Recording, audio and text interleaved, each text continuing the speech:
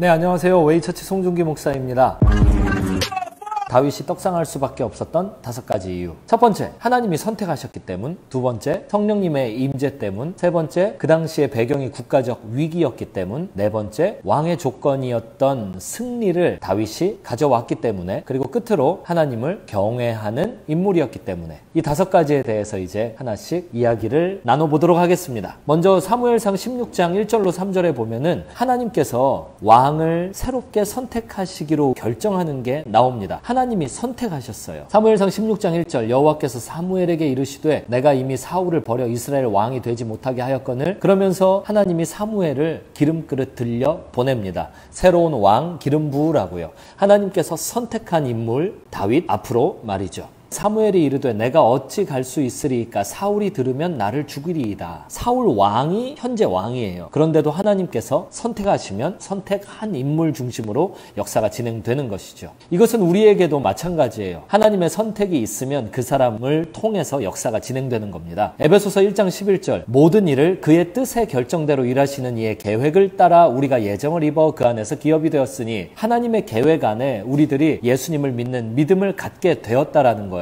크리스찬은 선택받은 사람들입니다. 나를 보내신 아버지께서 이끌지 아니하시면 아무도 내게 올 수 없으니 이렇게 하나님께서 이끌어 오시는 이 선택이 있었고 우리는 그 선택 안에 들어와 있죠. 다윗이 이렇게 사울보다 더 유명해질 수밖에 없었던 두 번째 이유, 그거 성령 임재예요. 이날 이후로 다윗이 여호와의 영에게 크게 감동되니라. 하나님의 영이 임하면 그 사람을 통해서 하나님이 일하십니다. 하나님, 창조주께서 일하시는, 함께 하시는 사람은 어떻겠어요? 그 사람이 어떻게 능력이 없을 수 있겠습니까? 구약에서는 일관되게 하나님의 성령에 임재한 사람에게 나타나는 능력을 다루고 있는데요. 오직 나는 여호와의 신으로 말미암아 권능을 얻는다라고 이야기하고 있어요. 스가랴 4장 6절 만군의 여호와께서 말씀하시되 이는 힘으로 되지 아니하며 능으로 되지 아니하고 오직 나의 신으로 되는 사람은 할 수 없는 것을 하나님의 영인 성령께서 하신다라는 거죠. 이것이 신약으로 넘어오면 예수님을 믿는 우리에게 성령 하나님의 능력이 공존하게 되었습니다. 사도행전 1장 8절 오직 성령이 너희에게 임하시면 너희가 권능을 받고 성령님의 능력이 임했던 다윗이 그 당시에 유명세를 떨치고 역사가 다윗을 통해서 진행된 것을 성경을 통해서 우리는 볼 수 있죠. 오늘날도 마찬가지입니다. 다윗이 그 당시에 유명세를 떨칠 수밖에 없었던 또 하나의 이유는요, 그 당시에 시대적 상황이 위기 상황이었기 때문입니다. 사울 왕 앞에 도전장을 내밀었던 적국의 수장은 골리앗을 내세웠어요. 그러면서 골리앗 앞에서 도망갔던 이스라엘을 볼 수 있어요. 이제 이스라엘 망하게 된 거예요. 전쟁에서 패할 수밖에 없는 상황이 계속 연결되고 있어요. 어쩔 거예요? 망하게 됐는데 최대의 위기예요. 항상 위기는 기회입니다. 위기는 새로운 기회를 열어주는 도구예요. 새로운 기회로의 통로이고요. 오늘날도 그래요. 위기가 있어요. 20세기가 끝났잖아요. 이미 지나갔잖아요. 21세기로 이미 들어왔잖아요. 그런데도 20세기적인 방법으로 모든 일을 진행하는 사람들에 의해서 계속 망하고 있어요. 남다른 생각하면 승리해요. 과거부터 해오던 일만 계속 반복하면 시대가 바뀌었기 때문에 망할 수밖에 없습니다. 같은 일만 반복하면 새로운 미래가 열리지 않는다고요. 현재의 위기를 만들어낸 것이 과거의 반복적인 어떤 일들과 생각들 아니었습니까? 과거가 반복돼 와서 오늘의 위기를 만든 거예요. 그렇다면 이 위기를 기회로 보는 사람들은 새로운 생각을 하고 새로운 일을 하는 사람들이에요. 다윗이 그랬어요. 새로운 관점을 가졌어요. 아무도 갖고 있지 않은 관점을 가졌어요.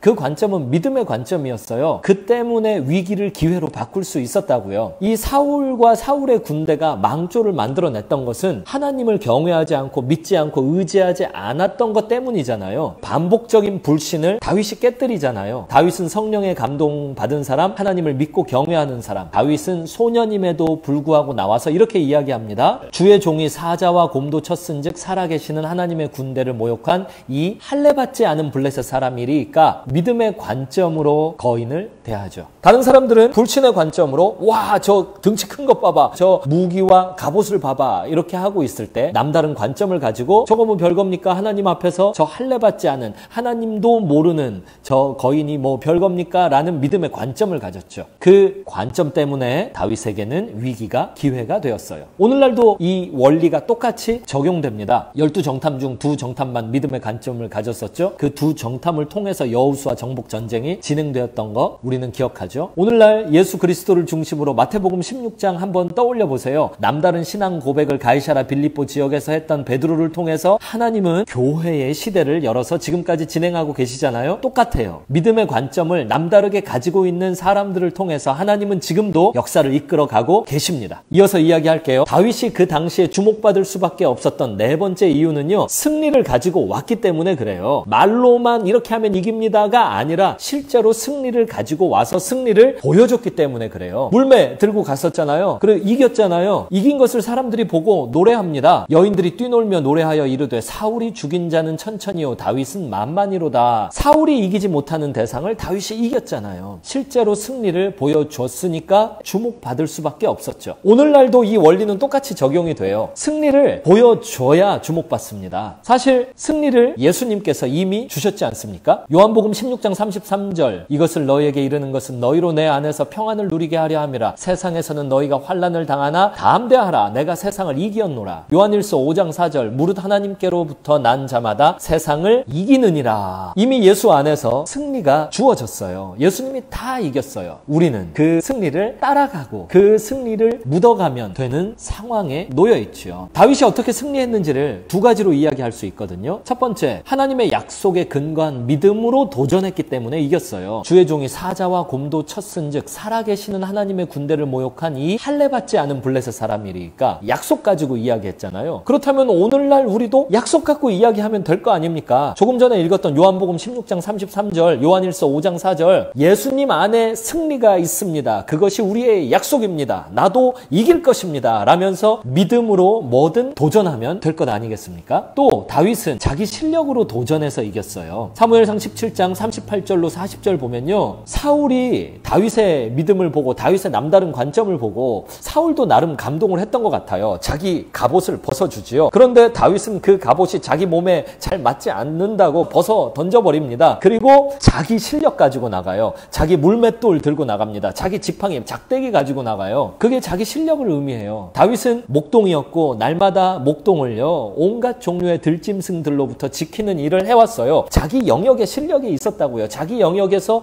꾸준히 해오던 일이 있었다고요. 그것을 가지고 믿음으로 도전하는 일에 도구로 들고 나가요. 오병이어 사건을 기억해 보세요. 꼬맹이 어린아이의 도시락 하나 오병이어를 하나님 앞에 믿음으로 예수님 앞에 들고 나가니까 그게 예수님 앞에 승리의 도구로 쓰임 받잖아요. 오늘날 우리의 실력도 그런 거예요. 작든 크든 내가 꾸준히 반복해서 연마하고 있는 실력 들고 믿음으로 도전하면은 이기는 거예요. 자기 실력. 이거 나중에 따로 한번 다뤘으면 좋겠어요. 어떻게 하면 자기 영역에서 실력을 이루는가에 대해서는요. 끝으로 다섯 번째 원리는요, 하나님을 경외했습니다. 나중에 다윗 왕의 경외하는 모습들 보면 기가 막혀요. 범죄를 심각하게 저질렀어요. 밧세바 간음했죠. 그리고 그 남편 우리아 죽였죠. 그 죽일 때 그냥 죽입니까? 거짓말로 사기쳐서 교묘하게 죽였죠. 큰 죄를 범했어요. 그런데 그 죄를 가지고 다윗이 했던 일은 회개였어요. 성경에서 보여주는 거룩한 인물은 그런 식이었어요. 죄를 안 짓거나 덜 지어서 거룩한 게 아니라 회개했기 때문에 거룩했어요. 회개는 왜 했냐? 하나님을 경외하니까요. 하나님을 높이고 자기 자신을 낮추는 이 태도를 가진 사람들은 늘 회개했습니다. 그렇다면 오늘날 우리도 하나님을 경외하는 태도를 가지고 거룩한 사람, 깨끗한 사람 되면 우리도 주목받는 사람이 될 것입니다. 하나님을 경외하는 태도를 가지고 회개하는 사람이 되면 됩니다. 다시 말씀드리지만 거룩한 사람은 죄를 안 짓는 사람이 아니라 회개하는 사람이에요. 여기까지 5개를 말씀드렸어요. 어떻게 다윗은 그 당시에 주목받았는가? 5가지. 하나님의 선택이 있었고 성령의 임재가 있었으며 위기 상황을 기회로 만든 사람이었고 동시에 승리를 보여준 사람이었고 끝으로 하나님 경외하는 사람이었습니다. 이 5가지 원리를 오늘날 우리의 삶에도 적용하면 같은 일이 오늘날 21세기에도 반복될 것입니다. 여기까지였어요. 감사합니다.